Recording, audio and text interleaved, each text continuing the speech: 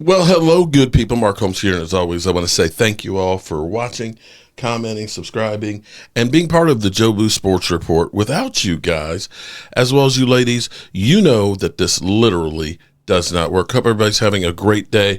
There's some rumors floating around that the Dallas Cowboys have had some internal discussions about bringing back Amari Cooper. And we've been through the whole rigmarole of rumors that have come around for us, from like Micah Parsons' deal was, about to happen at any moment and things like that, that we've heard different things, from different people and different sources saying that things were going to happen, only to end up getting all worked up for it and having the beautiful and lovely and talented Jane Slater bitch slap our dreams. She has, because literally, you'll remember we had Terrence Parsons saying, "Oh, sucky, the Cowboys are doing the right thing. Just wait. They're looking out for Micah, and this deal's gonna happen, and it's gonna be, historic and everything else." And Jane Slater's like, "Well, I'm going on vacation. If it happens, I'll be surprised, but it ain't happening. So I'll see you when I get back on Monday." And as it sits here, 4, 5, 6 weeks later, we're still waiting for the Micah Parsons deal. So before we get too excited, the ultimate buzzkill, and I don't know why it is. Why, gentlemen, let me ask you this. Why is it all the beautiful ladies break our hearts? Why is that? Why is it the beautiful ladies are always the ones to break our hearts? Jane, stop it. Stop, Jane. Stop breaking up our dreams, our hopes, okay? Come on. Hook a brother up now. Give us some good news from time to time. So I don't believe it's real from now on, okay? I'm not going, no disrespect to any of the other Cowboys beat writers and things like that. I don't get excited until I see Jane Slater, the lovely and talented Jane Slater. And fellas, when Jane Slater drops and shows all in that tweet about Cowboys news, you know how excited we all get.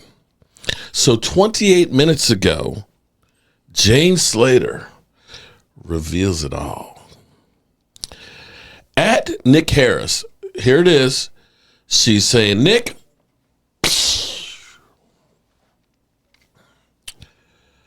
as Nick Harris suggested, Amari Cooper is absolutely being discussed." She didn't break my heart. Jane, Jane, you didn't break my heart. He's being discussed.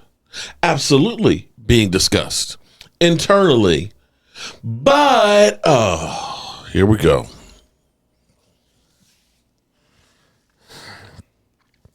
Jane, why you gotta give me the butt? Jane, why you gotta give me the butt, girl? Come on, Jane. Jane, do you have to put a butt in there?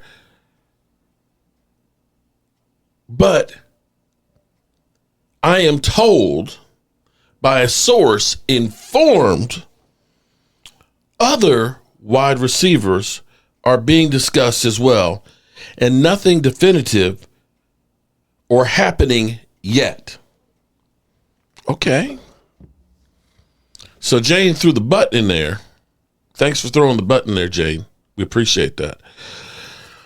So here's the thing that's kind of crazy with Cowboy fans. No matter what happens,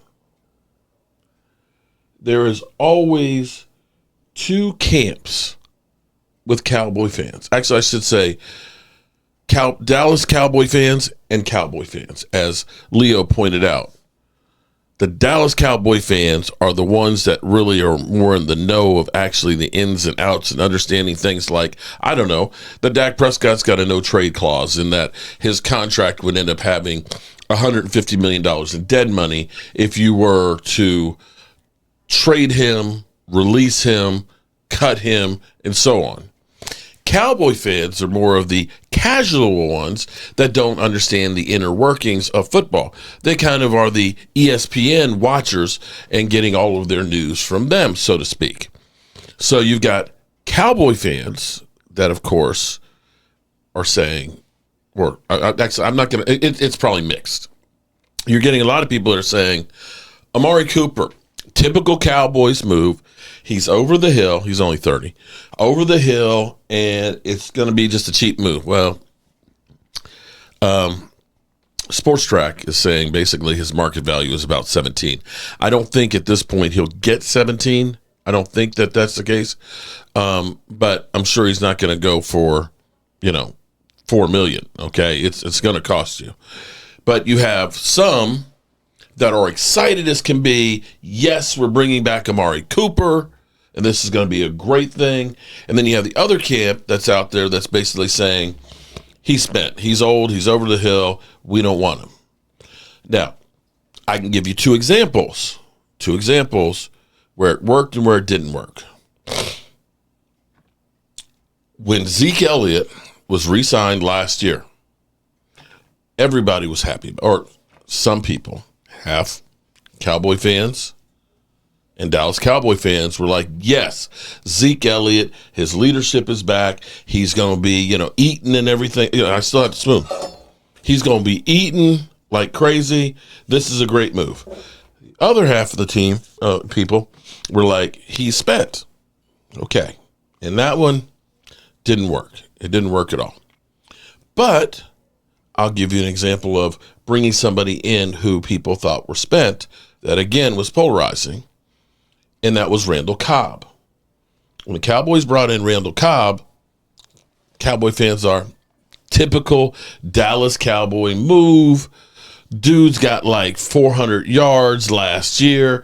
He's been literally for like the last 5 years going downhill. This guy's a bum.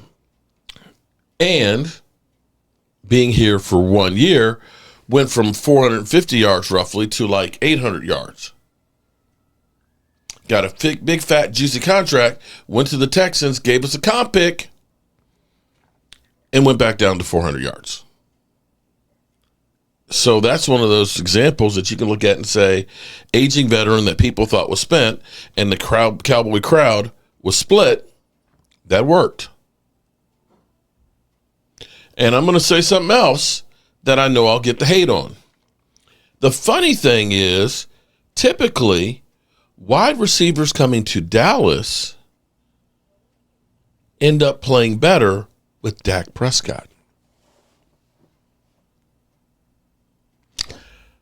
It's amazing to me how people look and say that Cedric Wilson was a great wide receiver. The only success Cedric Wilson had was with Dak Prescott. People will say, Noah Brown. Oh, he had Noah Brown. Noah Brown isn't exactly like he was down on the down low with Dak Prescott. Down low here numbers-wise, and then he's blowing up elsewhere because Dak couldn't get him the ball. His best numbers with the Cowboys. Randall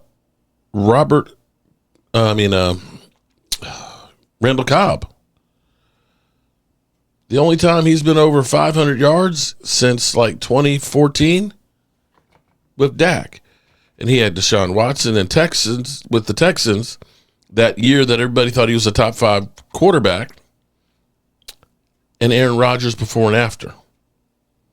So, thank you, Jane Slater, for not breaking my heart this time.